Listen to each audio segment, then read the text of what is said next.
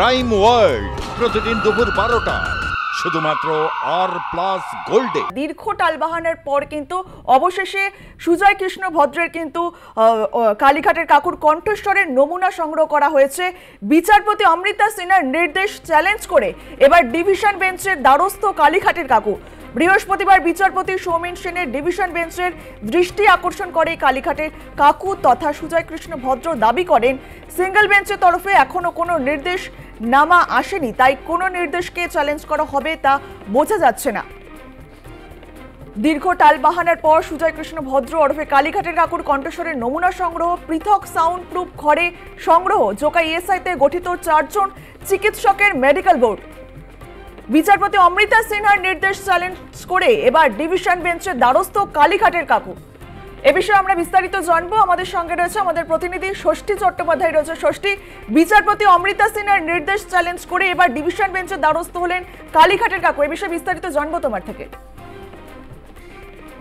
দেখো, গতকাল অর্থাৎ বুধবার বিচারপতি অমৃতা সিনহার এজলাসের রুদ্ধদ্বার কক্ষেই মূলত শুনানি পর্ব চলেছিল, কিন্তু সেই শুনানির শেষে কি রায়দান হয়েছিল সেটাও কিন্তু এখনো স্পষ্ট নয়। কারণ গতকাল প্রায় ভোর রাত পর্যন্ত কলকাতা হাইকোর্টের যে সার্ভার রয়েছে সেই সার্ভারে কিন্তু কোনো রকম নির্দেশনামা আপলোড করা হয়নি।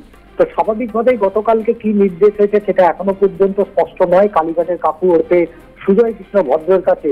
যদিও গতকাল বিচারপতি অমৃতা সিনহার ঘরে যে এজলাসে যে রুদ্ধদ্বার যে শুনানি হয় সেই শুনানির পরেই যেভাবে ইডি গতকাল রাত থেকে যেভাবে তৎপর হয়েছে সেই তৎপরতাতেই মূলত মনে করছেন কালীঘাটের কাকু ওরফে সুজয় কৃষ্ণ ভদ্র যে এমন কোন নির্দেশ কলকাতা হাইকোর্ট দিয়েছে সেই নির্দেশ পাওয়ার পরেই ইডি তড়িঘড়ি তারা এই সিদ্ধান্ত নিয়েছে এবং গতকালকে রাত 9:45 নাগাদ 5G অ্যাম্বুলেন্স করে এসএসকেএম হাসপাতাল থেকে সোজা জোকা ইএসআইতে নিয়ে যাওয়া হয়েছিল এবং সেখানে তার ভয়েস স্যাম্পলিং টেস্ট অর্থাৎ তার কণ্ঠস্বর নমুনা পরীক্ষা করার জন্য।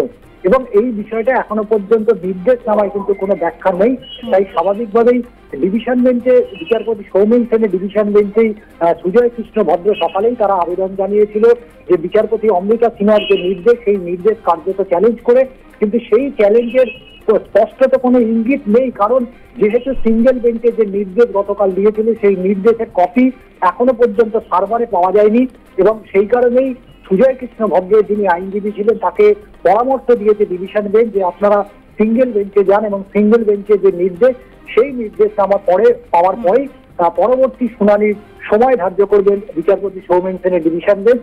স্বাভাবিকভাবেই যে অস্বস্তি গতকাল থেকে শুরু হয়েছিল সুজয় কৃষ্ণের ভদ্রের, আজকেও পর্যন্ত সেই অস্বস্তি বজায় থাকছে যতক্ষণ না পর্যন্ত বিচারপতি অমৃতা সিনহার এজলাস থেকে সেই নির্দেশনামা পাচ্ছেন। বেশ, ধন্যবাদ ষষ্ঠী। জোকা ইএসআইতে সুজয় কৃষ্ণ ভদ্রের কণ্ঠস্বরে নমুনা সংগ্রহ করা হয় বুধবার রাতে। নমুনা পরীক্ষা করবেন ফরেন্সিক বিশেষজ্ঞরা। 4 জন চিকিৎসক নিয়ে জোকায় তৈরি হয় মেডিকেল বোর্ড।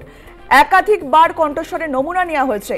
ভোর রাতে এসএসকেএমে ফেরানো হয় সুজয় কৃষ্ণ ভদ্রকে। এরপর বিচারপতি অমৃতা সিনহার নির্দেশ চ্যালেঞ্জ করে এবার ডিভিশন বেঞ্চের দ্বারস্থ কালীঘাটের কাকু। দীর্ঘ টালবাহানার পর সুজয় কৃষ্ণ ভদ্র ওরফে কালীঘাটের কাকুর কণ্ঠস্বরের নমুনা সংগ্রহ, পৃথক সাউন্ড প্রুফ ঘরে সংগ্রহ, জোকা ইএসআইতে গঠিত 4 জন চিকিৎসকের মেডিকেল বোর্ড।